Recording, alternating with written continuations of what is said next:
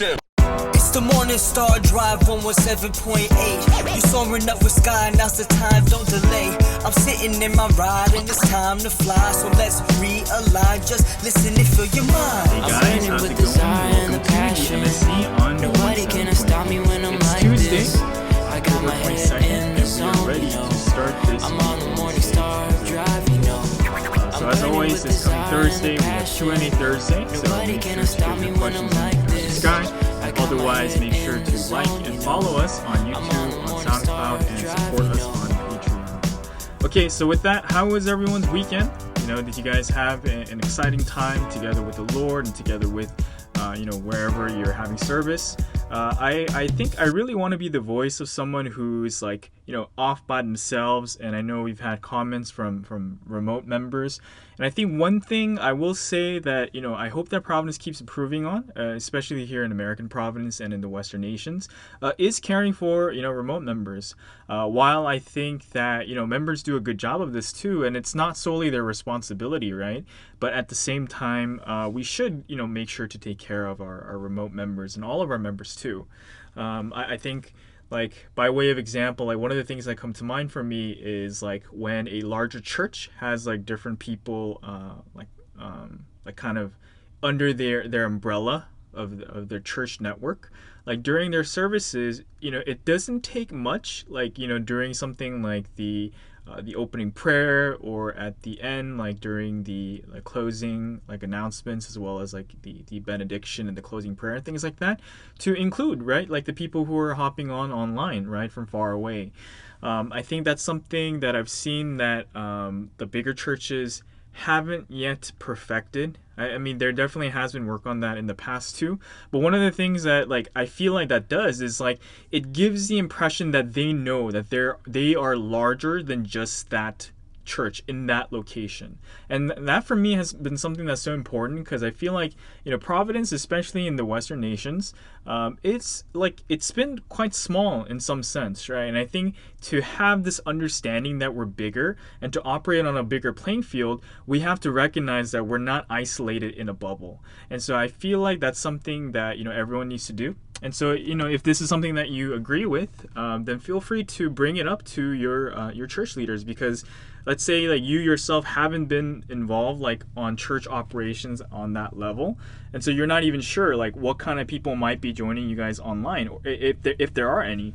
But it really, I think it has this mental shift, both for the people who are there and for the leaders themselves, as well as it feels inclusive to the people who are away, who can't join people online.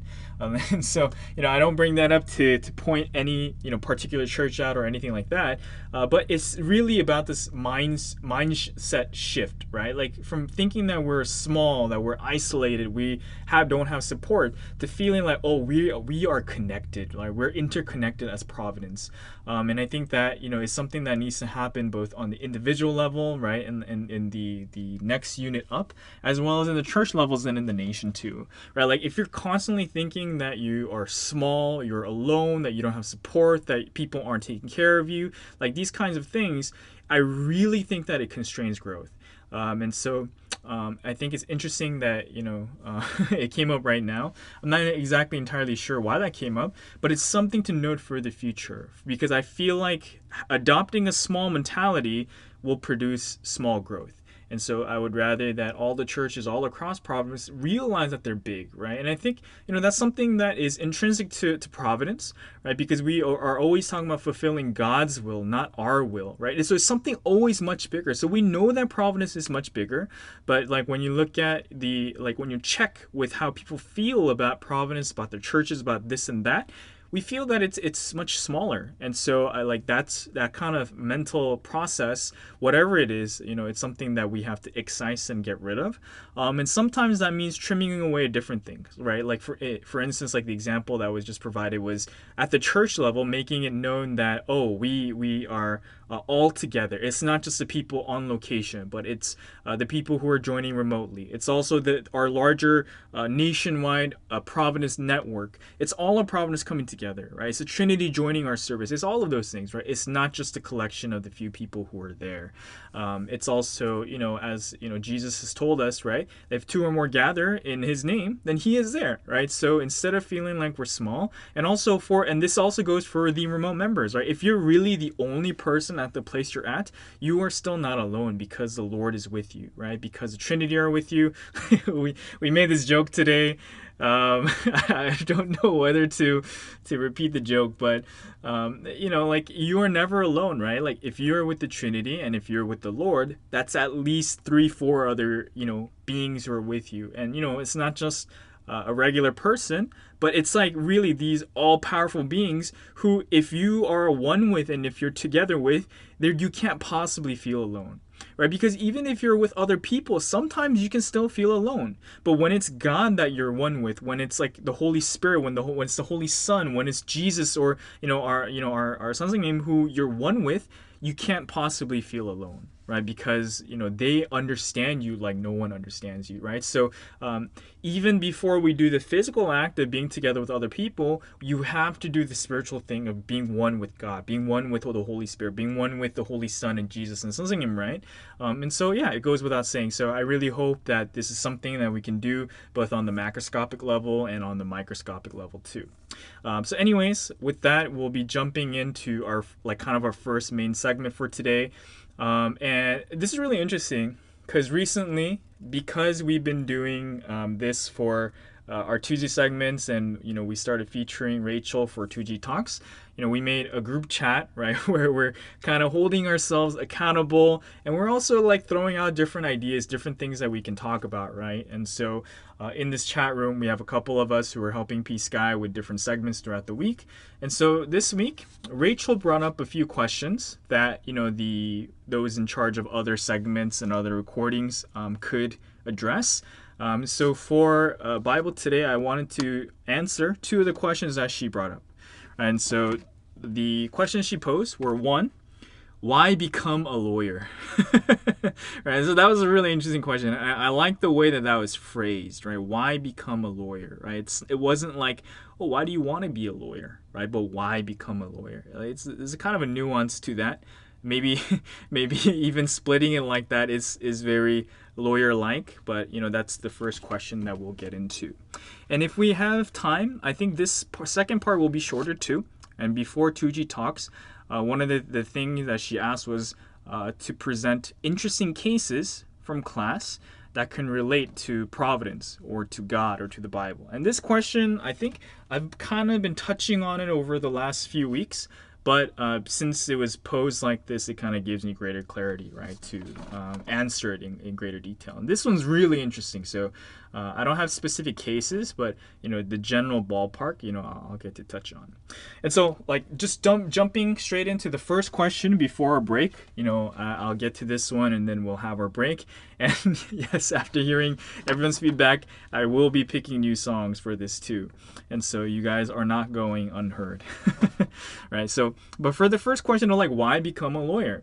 Right? So there's kind of a number of answers to this, and the first being something that came up from last week's message, but if God gives you one thing, right, one talent, one skill, one treasure, don't limit it to one thing, right, but gain all of the things that are related to that, right? So in some sense, right, as God gives us different skills, for me, I would like to say that writing and reading and speaking are some of the skills that God has given.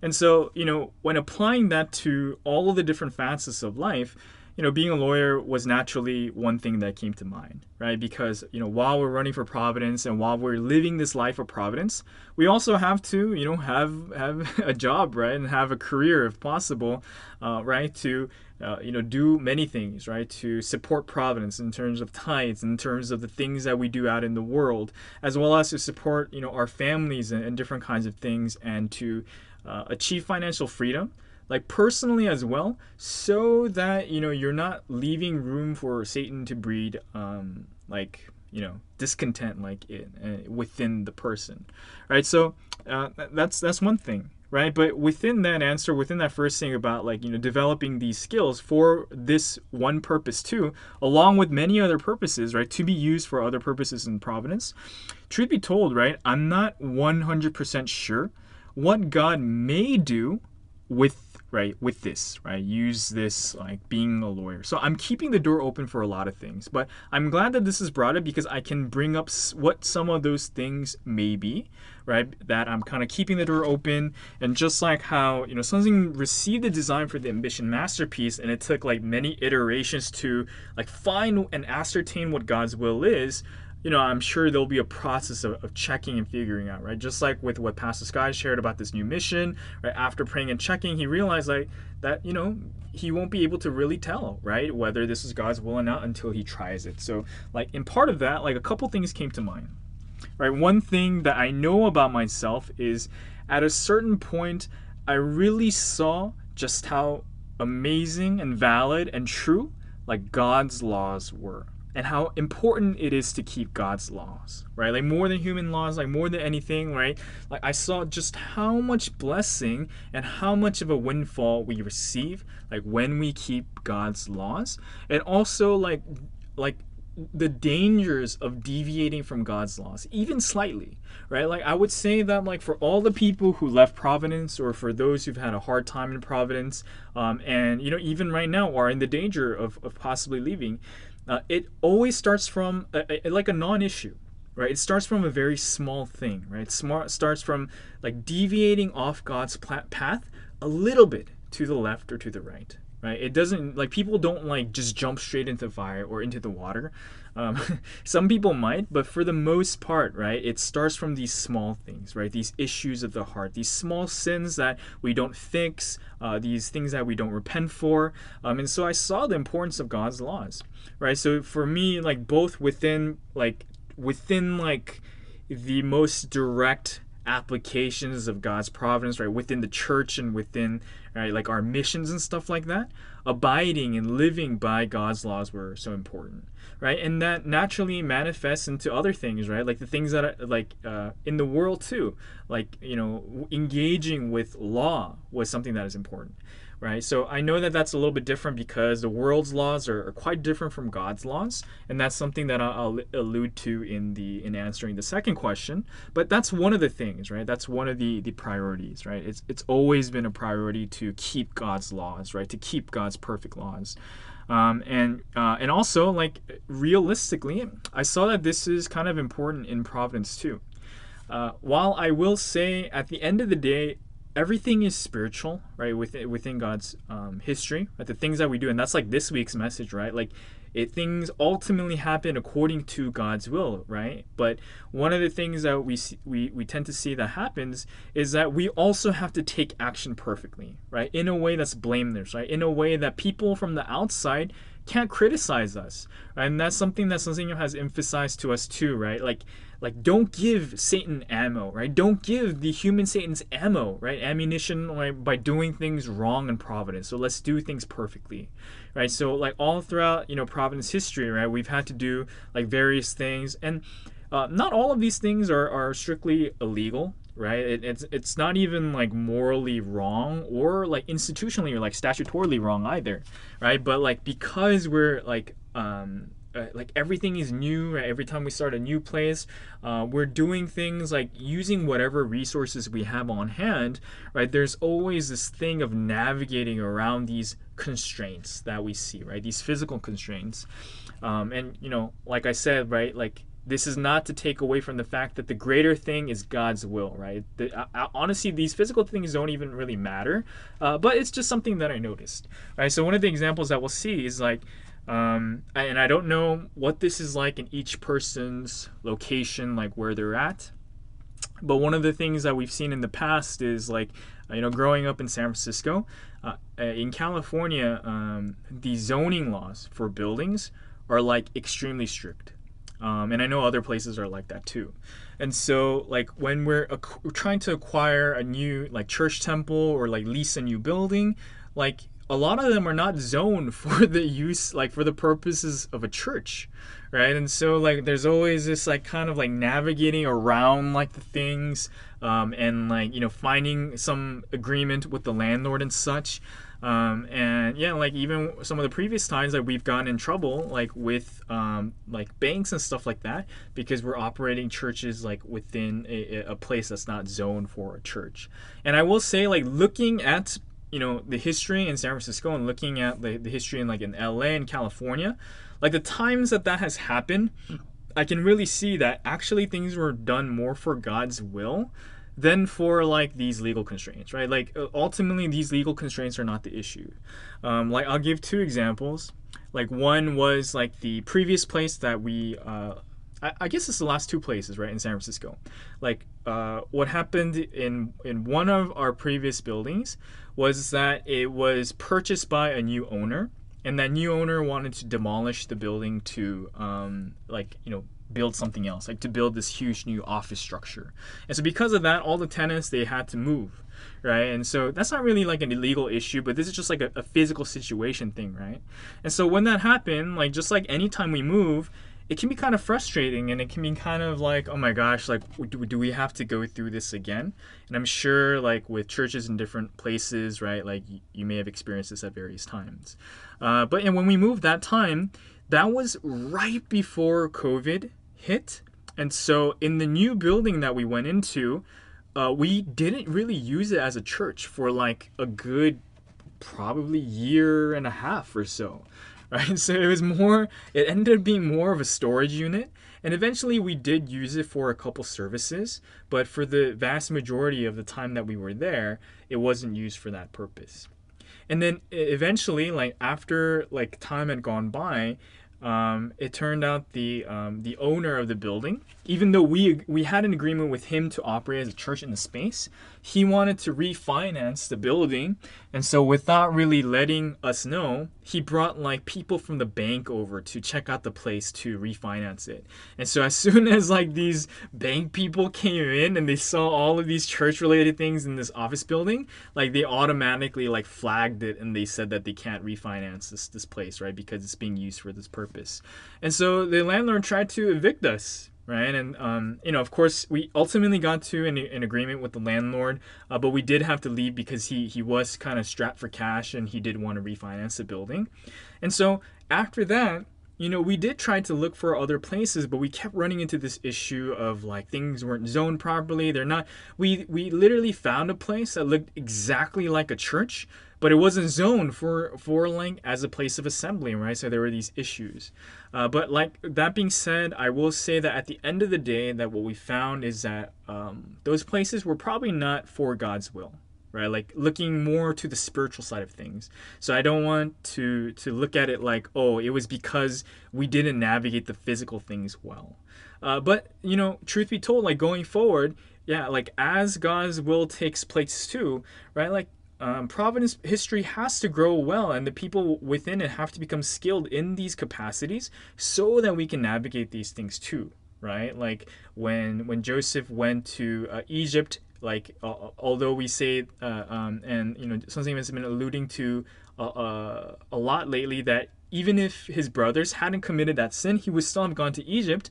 The part that still remains is that Joseph would still have had to be skilled and had known how to interpret Pharaoh's dreams, and like known to be skilled in managing these different things, so that Pharaoh would entrust all of these things to Joseph, right, and to the Israelites. And so that's something that came to mind. So we do have to be skilled, and that's something that I really thought about. And the third last thing about this is I saw that you know in the life of Providence, right, like hard work, discipline, right, and like financial independence, and like witnessing for Providence, right, both internally and externally, and both, right, if possible for everyone, is something that we have to do, right? And like many times in the past, like some of the things that I see from the people who ran for the last 45 years is like they often talk about the difficulties of their finances. And you know, truth be told, this kind of goes to the second point is, yes, yeah, this is important too, but ultimately things are all about God's will, and I think fulfilling the spiritual things are much, much more important than the physical things.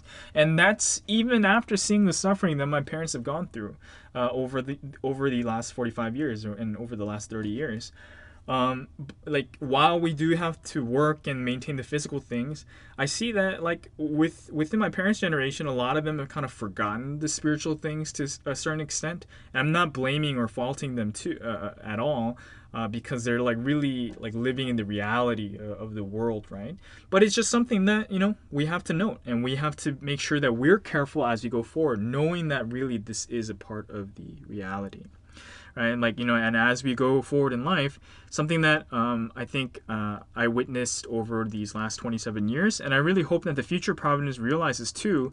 And this is something we taught, and I think sometimes it's something that we like make excuses around, right? Like, and the thing about this is, right, it's pretty much that it's not everything in life is pleasant, right? So sometimes we want to quit. Right, but like when we look at that, like we have a tendency at times to spin it as in like, oh, was that God's will? Right, like it was God's will for us to avoid that path. But when we look at all the things that something accomplished, many things at the time were not pleasant, right? Even building the natural temple, right? People complain. People, like, we kind of simple it down, and looking at the end product, we're like, oh, who could have complained, right? Seeing this result. But like when you look at the history of God, right, and the history of Proverbs from 1978 to like 2024, there were many times where disciples who ran really diligently and who were intelligent and had all of these different qualities, where they opposed, right, various things, right? Like they opposed something like going back to Warmingdong and building things, and they said he should have continued ministry in Seoul and the big cities. And people said many of these different things, right? So for us too, right, we do have to do the challenging things sometimes, and this is something that's been alluded to over the last few weeks. I read whether it's your education, whether it's your mission, whether it's something in your faith that you have to do, or something in the world or in your life that you have to do. Sometimes you do have to go through that suffering in order to complete your job, your mission. And so I think working as a lawyer and studying to be a lawyer is in that category, right? It's challenging, right? I can't, while I can't 100% ascertain that it's God's will, what I can say is that it is challenging, it is difficult, and so I'm trying to develop that mettle, that capacity to be able to work hard and to do this. And this is something that I hope to be able to share with Providence, with all of our brothers and sisters, and especially with the second gen and with other folks too.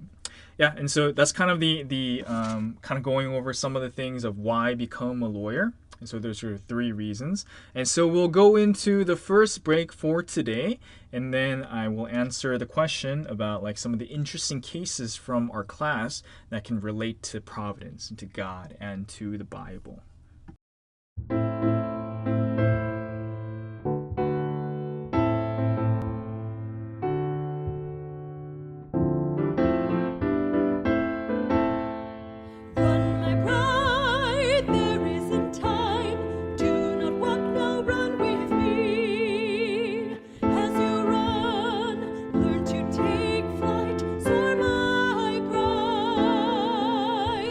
Only then can you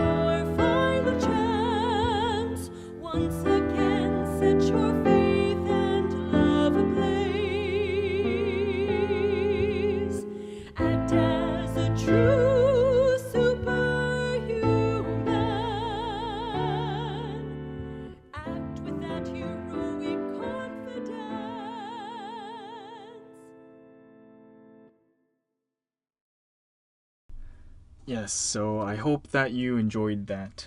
It physically hurt me to not use Natural Temple as our break song. Just kidding. But I'm glad for the suggestion. And yeah, going forward in the future too, right? Like if you have any particular songs or any suggestions that you would like to see on this segment, I think it'd be really great to be able to hear from you guys too. Right. I'm also really glad for this idea that Pastor Sky brought up about like giving each other questions and different topics that we can address.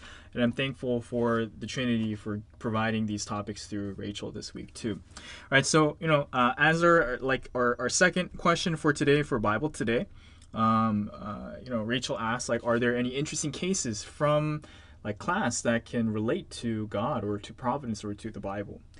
And I think this is the clearest one. I may have spoken in part about this before, but I would say that of like the three like doctrinal classes that I'm taking, the substantively most challenging for me is the criminal law case.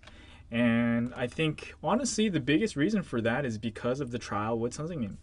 Right, like when you see like an unjust application of the law, right? It's just so like for me that's like so challenging, right? Like, and I will say that the subject matter of the class is really challenging too, right? Like currently we are like discussing rape and sexual assault, and the last main like the big segment that we did was criminal homicide, right? So these are very challenging cases, and right, like in school they purposely teach us the gray area cases where like the law wasn't very clear. Like what do you do? And like how would you argue for both sides in these kind of situations? And I think I'm past the phase where that's the challenging part, like figuring out one side, because you get the whole idea rather quickly that the idea is that in some of these things, human judgment, can't come up with the best answer. And so you just have to kind of pick one side and stick to it. And the point of being a lawyer, right, in the profession is that you should be able to defend either side, right? Like like in the case of a criminal case, like you have to be like the best prosecutor that you can possibly be, and you have to be the best defense lawyer that you can possibly be. And I think our professor, like, he made a good point in class, right? Because some people said that they wouldn't be able to defend someone who was, the perpetrator of one of these crimes, right? And, for me, that, like, directly, spoke to me about, like, our case, right? With something too, right? Because so many people in class said they can't defend these people, right? Without even knowing it. And, you can understand where these people are coming from, but you see just how unjust of an application of law that really amounts to, right? So he actually told the class, is like, think clearly about whether or not you're even qualified to be a lawyer if you can't defend these people, right? Like imagine what that does to our system of law if everyone is only good at being a prosecutor, right? And then like none of the good lawyers are defense lawyers. And you can also flip that too, right? If everyone's a really good defense lawyer, but we don't have capable prosecution, right? So you have to be, good in both of these things. And so that's something that we see. But the thing that like sticks to me from like the beginning of like day one in class until now, is, like Isaiah 55 verses 8 through 9, right? That God's thoughts and his ways are much higher than and better than our ways.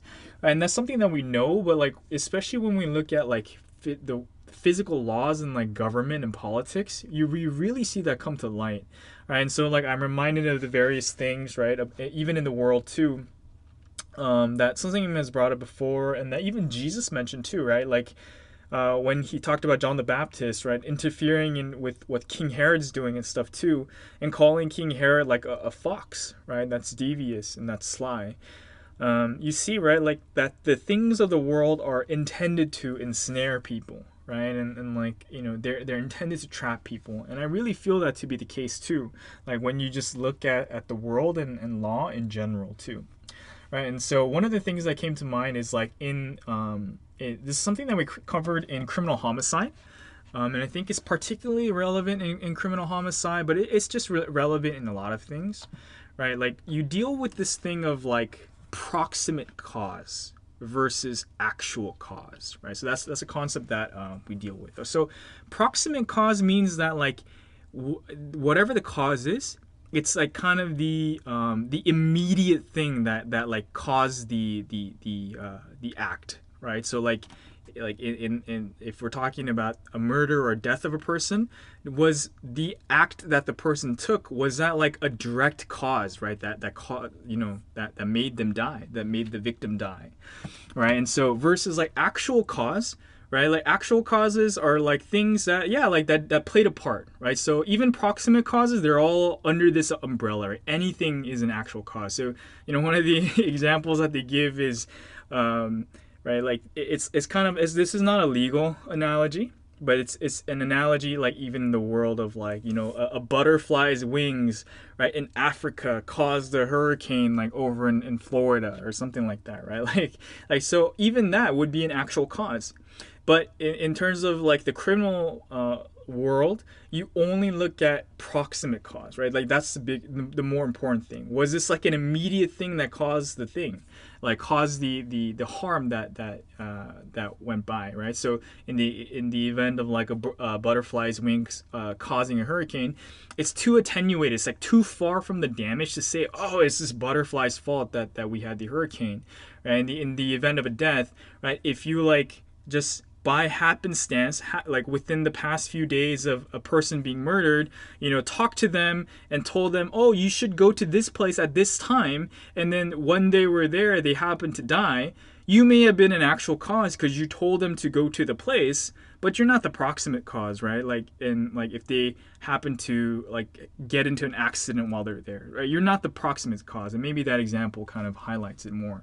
But one of the things that came up recently, and this actually, it was interesting because this came up, I think, while I was in Georgia and speaking to some of the members there, and it's also been something that we've been working with in the AP leadership program, and it's also something that I think it just comes up in the Word, right? Recently, there's been this highlight of look at the cause, right, and look at the effect to know the cause, and that line in the message, right? I'm still not 100% sure if whether the Korean and the English is like really capturing what the word is saying in that 100% clearly, or maybe that's just my lack of understanding with that.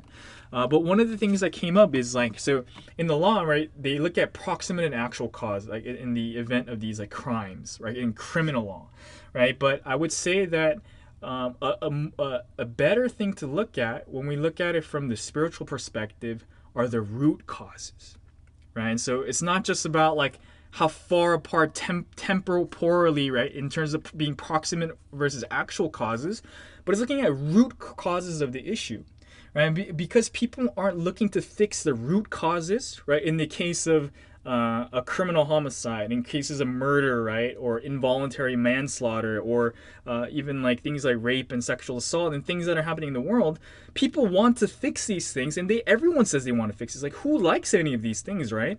And especially in the U.S., right, like they say, like no one would say that any of these things are good. But when they try to look at and fix it, they only look at like this kind of thing of proximate versus actual cause. But they don't fix the root causes of these issues, right? And I think in Providence, like we see that fixing the root cause is so much more important, right? And like when we look at even in terms of Providence and the things that we do, we know that the things that cause problems in the end are sins and are the things on the fundamental level of the heart and of the thoughts, right? Like our thinking, right? And our thoughts determine the outcome. Our thoughts determine our action. Where your heart leads determines like what your body does and what your spirit does and where your life leads, right? So like the things that we constantly teach is like Proverbs 4:23, right? Guarding your heart, because everything that we do flows from it. And we know that this is the root cause. This is the more important thing. But because the things of the world and the laws of the world, they're not fixing and addressing those things. And I don't think the law of the world can really be the thing that fixes that, right? It's not, you can't like physically mandate that people do this necessarily. But because people aren't even looking to fix the root causes, they're never able to fundamentally solve the problem, even of things like crimes, right? And the larger, like these larger issues, they keep happening. right? And I think this can be applied to everything that, like all the problems that we see in the world, right? Like, so something we even did say to look at the news, but I would say that that's also to look more at the spiritual problems, right? Are we able to fix them?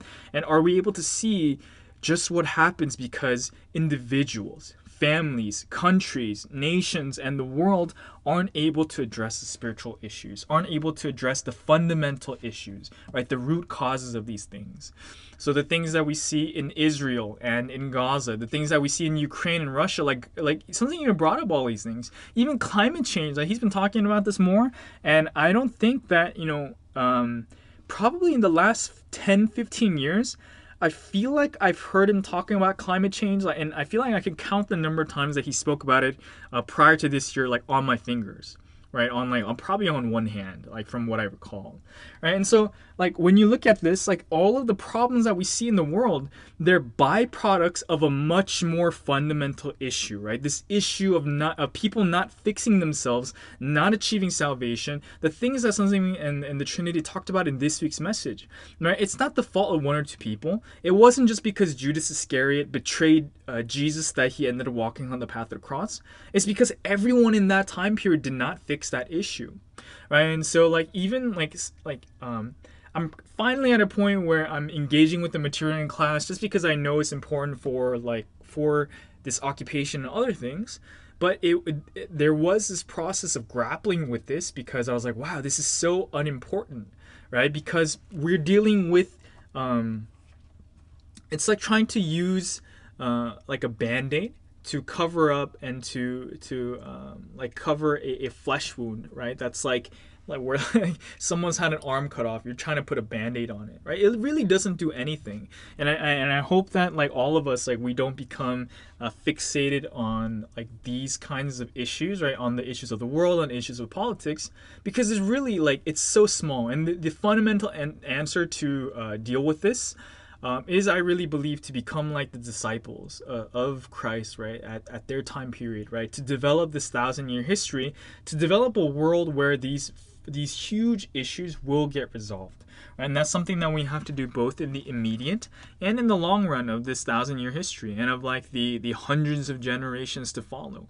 And so that's something that I really feel, right? So of course we should pay attention to these issues and the things of the world, but we shouldn't get so engrossed and so fixated on them that it makes us forget about the deeper spiritual things and the things that we know to be more important. And I know that I myself have definitely done this many times, and it's not just the things to do with like political things in the world, but it's like the things with our family members and the issues that come up in our lives. Sometimes we get just so caught up by the physical reality that we forget the spiritual things, right? And that's like an elementary lesson that we learn in the 30 principles, right? And something that's emphasized over and over again in the message too, right? But it still happens, right? And so, knowing that, and this is also a root cause analysis, knowing that this is how our psychology works and how our mental processes work,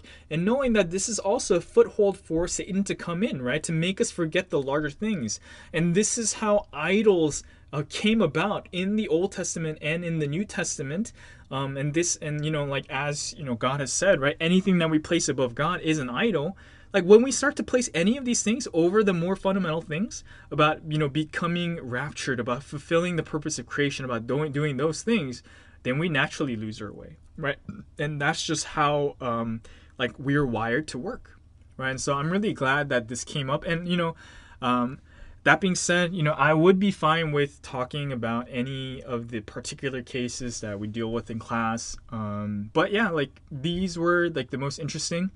I will say, I don't really find myself becoming a criminal lawyer, like criminal prosecutor or defense, at least not currently. But even then, I'm leaving the door open. If that's what God wants me to do, then I will keep my heart and my thoughts open for it too.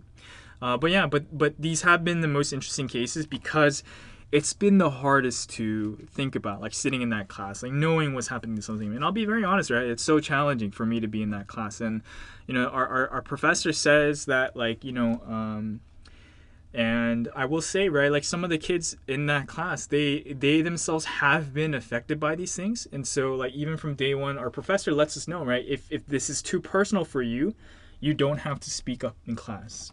But at the same time, right, these are very real things. And I believe that we should be facing and confronting anything, right? Even if it did directly happen to us, or even if it is something that is quite challenging for us. And so with that, we'll get into the second break for today.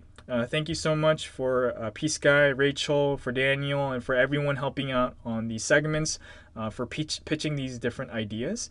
And if there's different things that you want us to talk about, feel free to leave them in the comments below too, right? If you want Rachel or Peace Guy or Daniel or me to speak about this, or if you want Aaron and Chelsea on their segment to speak about something in particular, we would love to hear from you guys about any particular topic, right? Or present your view, right? And then maybe we can have a conversation and piggyback off the things that you guys mentioned. But anyways, I'm so grateful for this Tuesday segment, and this was also very fun to be able to talk about some of these things. And so we'll go into the second break for today. We will not be using I Am Happy Too. We'll be out using a new song. And so with that, we'll go into the break and then conclude today with 2G Talks with Rachel.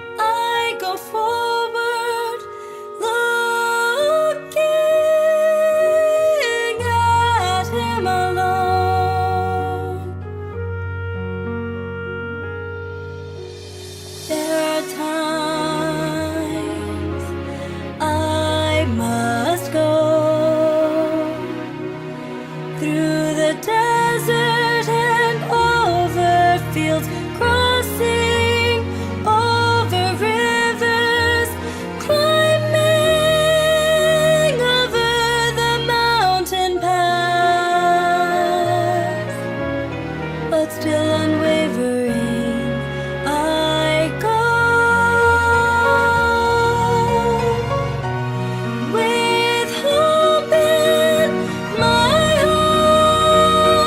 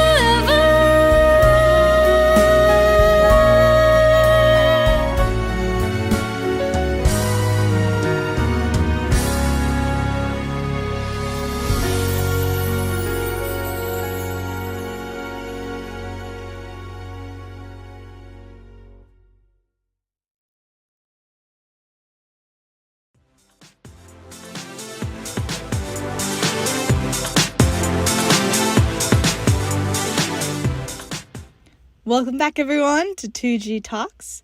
If you haven't already, please feel free to leave a like and comment. Now, I hope everyone is having a wonderful Tuesday and start to your week. For myself, a lot has happened over the past weekend, and I mean a lot of fun things. Some things that I would actually like to share with y'all because it's too awesome to not share. And of course, I would love to hear what y'all did over the weekend. So if you had anything interesting or amazing happen, please feel free to leave a comment. Now for myself, over the weekend, the first thing was that on Friday, I went to see a school play, which was really cute. It was over the movie Mamma Mia. And then on Saturday, this is the best part, I actually went to something called a Monster Jam. Now, for those of you listening from the United States, you probably know what I'm talking about. But for everyone else, a Monster Jam is about the most American thing that you can think of. It is a convention for giant monster trucks. Monster trucks are these massive, they weigh about 12,000 pounds or 5,400 kilograms. Their wheels are as large as you are tall, and the whole truck itself has to be about, twice the height of an average man. I mean, it's incredible. And especially at these conventions, you have the opportunity to take pictures with the trucks. Sometimes you can even get in and ride the trucks. But the best part is after, when the real show starts. So during the show, you have about 15 or so just giant trucks, imagine, flying through the air. They're doing flips. And I don't know the car equivalent of this, so I'll just call them like car handstands, which is essentially when the car, normally cars have all four wheels on the ground. This is when only two of the wheels are on the ground and the other two wheels are straight up in the air. It's just incredible. Now, surprisingly, whenever we were there, I didn't really know this, but it's actually a really popular family function. So there were so many families with all different kinds of babies and toddlers and little kids. So the Monster Truck Convention actually ended up being something really, really cool and awesome, but also really cute with all these chubby little babies wearing these giant noise-canceling headphones. Because if you don't know, monster trucks are also extremely loud. Imagine just the sound of the jet engines on planes. It's like that, but with 15 trucks. So my friends and I, my Providence friends and I, were there for quite a while. And so while I was there, I was thinking about what it is that I wanted to talk about for today's 2G Talks. Now, last week, I began a new official mini segment within 2G Talks, which I think I'm now and forever going to call Sensinim Talks. Unless y'all come up with a better name, please feel free to comment and let me know. But I began that specific segment, my Sensinim Talks, because I really felt inspired to share stories about Sensinim for second gen or even for members who have never been able to meet him personally. This week, I have another story to share for you all, and it's actually related to the past Sunday message that we had. So again, this is a story that I'd like to share with you. Again, it comes from my mother and her wonderful archives of many Sensinim stories. And this specific story begins when Sensinim was still in America. Specifically, he was in California, so on the west coast of United States, in 1994. At this time, Sensinim was surrounded by a cloud of people. And after some time together, he announced to this massive crowd that he would pray for individuals. So at this, everyone started to get really excited. Here you have the man of mission willing to pray for you. And everyone's thinking, obviously whatever he prays for is going to absolutely come true. So everyone's hands start going up and everyone's calling out to Sensinim, asking him to pray for them. My mother, of course, not wanting to waste an opportunity, was one of these people. And as she raised her hand high, she started to think about what she should ask Sansanim to pray for. And she even recalled at this time how someone prior, at a different event, had asked Sansanim if he could pray, get this, pray for this particular member to not have leg hair anymore. My mother, recalling this memory, scoffed at this member. She would make sure to ask Sansanim for an amazing prayer. So eventually, Sansanim called my mother so that he could pray over her. And as she approached him, he asked her what prayer she wanted. And so she responded, Sansanim, I want to be able to see. And so he nodded and began praying for her. All of my mother's life, she had hated having to rely on glasses. She was absolutely certain and had full faith that when Sansanim prayed over her, she would be able to see. She knew that according to her faith, she would see. So immediately as Sansanim put his hands on her, she felt a sudden shot of lightning course throughout her entire body, starting from her head all the way down to her toes. It was so intense that she knew once she opened her eyes, she would definitely be able to see. And so as Sansanim finished his prayer, she was told to open her eyes. Heart pounding, she opened her eyes expectantly to see nothing. Her eyes were still completely blurry. Nothing had changed. She stood there frozen for a moment, in confusion, wondering, why? Why did nothing happen? As she walked off, puzzled, she began to think deeply. It only came to her later what Sansanim had truly done for her. He had done something far greater and better than what she was expecting. Some people, after asking Sansanim and not receiving what they wanted, might be shaken or discouraged in their faith. They might even begin to disbelieve or have doubts arise. Because, and there have been people like this, some people believe that if God is really with Sansanim, he should be able to do anything.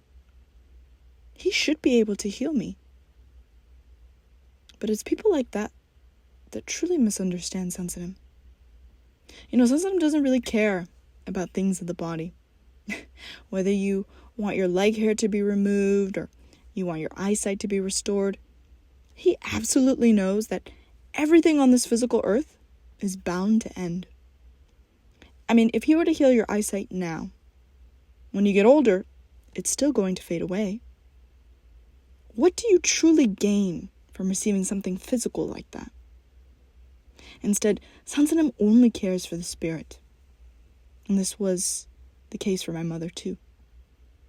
Of course, he still did pray for her and bless her, but not by opening her physical eyes, but it was through opening her eyes of the spirit that she was able to receive a true blessing. A true blessing that lasts for eternity, like this, can only be given to us through the man of mission. But here's the thing, you don't just receive blessings for no reason. You still have to shovel poop. Now, what do I mean by that? Because that's kind of a crazy statement, right? I said, you don't receive blessings for no reason, you have to shovel poop. Now, this is actually a quote given by Sansanim in the first half of Providence, prior to 1999. It was during a message when Sansanim had been looking around at a crowd of people. He had then said, some of you are lazy and don't want to do anything, huh? Sansanim said, to receive blessings, you still have to pick up poop. And so when my mother first told me this, I was so shocked. But what's even more shocking is that this same message from 1999, even 25 years later, is still being preached. During this week's Sunday message, which was titled, Ultimately, It Was God's Will. There were so many interesting points, of course, but one particular point stood out to me, which was related to the scripture that Sansanim had used in the message, specifically regarding an ox, right? And the specific scripture I'm referring to in the message was Proverbs 14, verse 4, which reads, Where there are no oxen, the manger is clean, but abundant crops come by the strength of the ox.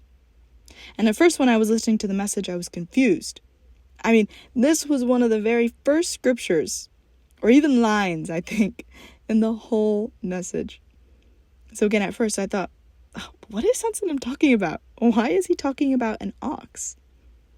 But then I realized, as we are living our daily lives, running for this history, we come across sin every day.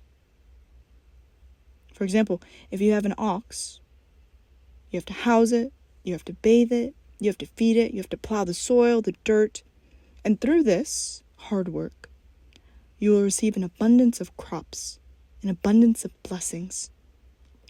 But of course, you are going to get dirty in the process. But a lazy man is someone who doesn't want to work hard or do any of those things, and so doesn't receive blessings from God. That is why Sensitive always tells us, even in the most recent messages, right? Be spiritual. Repent. It's the cleaning of sin is something that we must absolutely do. It's a part of the process of making ourselves, and most importantly, making this history. So as I wrap up 2G Talks today, I hope that throughout the rest of your week, please feel free to pray. And know that Sensitive truly does hear our prayers, and that God really does hear and answer our prayers. Maybe not in the way that you may think, but all the more I hope that you may be encouraged to receive these blessings from the Holy Trinity, according to how much you do. And of course, let's not be afraid to get our hands dirty. Just be sure to wash afterwards. With that, I'll go ahead and end 2G Talks. I'll see y'all next week.